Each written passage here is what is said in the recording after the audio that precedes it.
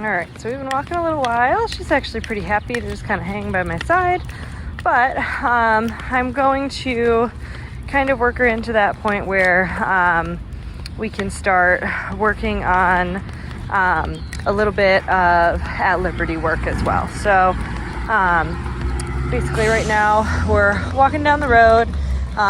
There's this little area over here with grass. I know that'll be a little more interesting to her, so I'm going to choose that as my point to, right here, good, my point to kind of release her to liberty. Right here. But I am going to kind of hold her to this. An added bonus, if you have a dog that's losing focus, is to do that auto sit first. Just a little pressure to get the sit. And I have her on a 10-foot long line right now, so longer than a traditional leash, but shorter than like a super long line, just enough to give her some freedom so she has a little more room to maneuver. All right, you ready? And then I'm gonna go. Give her that opportunity to just go sniff on her own. Oh, look at you. Good job. Yeah, you can go sniff. Go. She's like, I want the snacks.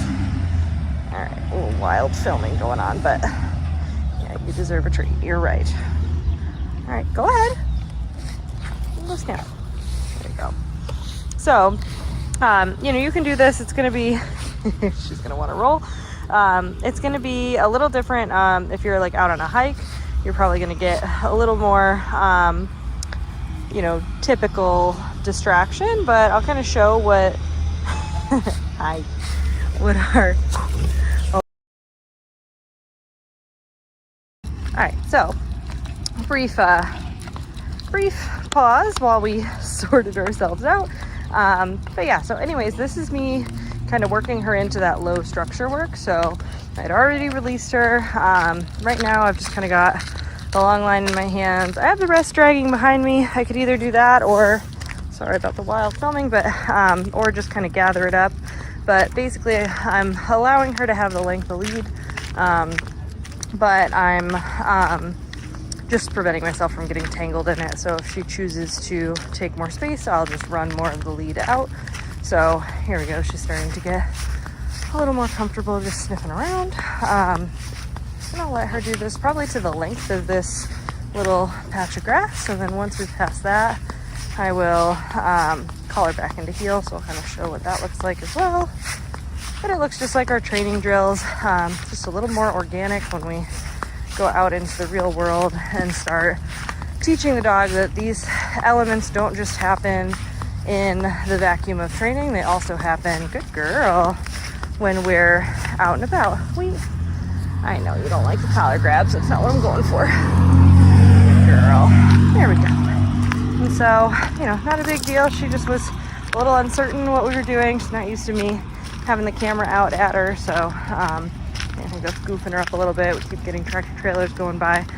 But she's a little less focused than I want her to be. So we're just going to go back to doing some of those direction changes until I've got the mindset and attitude I want again. See? Good. Good job. And that's it. Very good. Super nice. So, kind of scale back. Gave her that little time off, and then she's practicing going back to structured work after, which is kind of a skill in and of itself. It's one thing to start with really structured expectations and keep them, but to be able to toggle between that kind of mindset of total freedom and then this mindset of structured following, especially with distractions, is a separate skill. So that's kind of what we're working on here. Let's see how she does. Good girl. Very nice. So the biggest value of this, aside from just being able to walk nicely and companionably with a dog that doesn't pull, is that it allows you to have this as a tool for if there are things that you aren't sure how she's going to handle, or you can tell are actively stressing her out. So a biggie for me is other dogs, potentially like just yesterday I had somebody's dog got away from them and charged over to us, so I was able to kind of package up my dog and deal with the issue at hand and prevent any further conflict or interactions that I don't have control over the outcome of. Oh, you're fine. I'm just itching my face.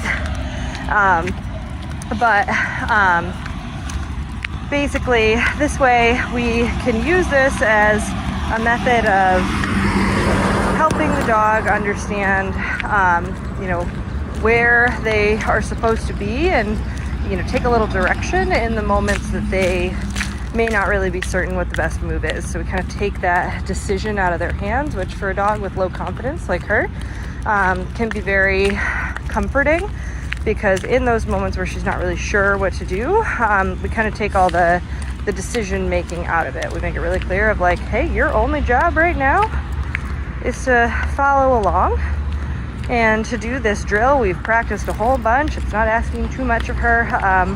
It's just saying, hey, this is your one and only focus you need to have right now. I will deal with the rest. And you'll find that dogs that have low confidence are more willing to come out of their shell because they've built this kind of safe space. But yeah, so that's a little of what that application looks like. Good. Once I've got a nice response there again, I'll wait for that nice auto sit. We're starting to get a little tired. Go. Go. Come on. Good girl.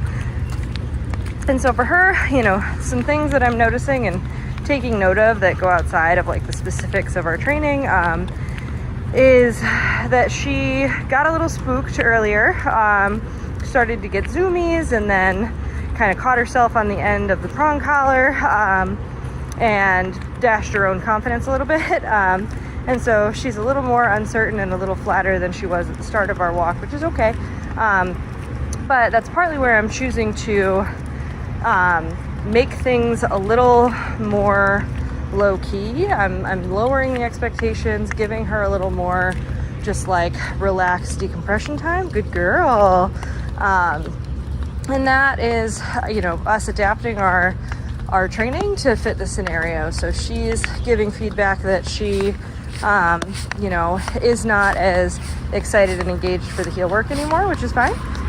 Sometimes we're gonna have to power through and just heel anyways, but in this scenario, I'm really able to give her, this moment to just have a little bit of time off, recover, not make our training become a stressful thing, and go from there. But that's kind of where we toggle between super structured work, sometimes to help bring the dog's confidence out, but not dipping so far into that we put too much pressure on the dog and make the obedience not fun anymore. So, we're just kind of playing with a combination of those things. But these are, our real world pieces that, in my opinion, matter a little bit more than your typical how well can your dog sit, down, stand, walk, and heel, which are all things that she actually excels at. But, taking a look at how that integrates into the bigger picture is a little bit trickier and a little more of a learning curve to figure out what works best for her, because that will differ dog to dog.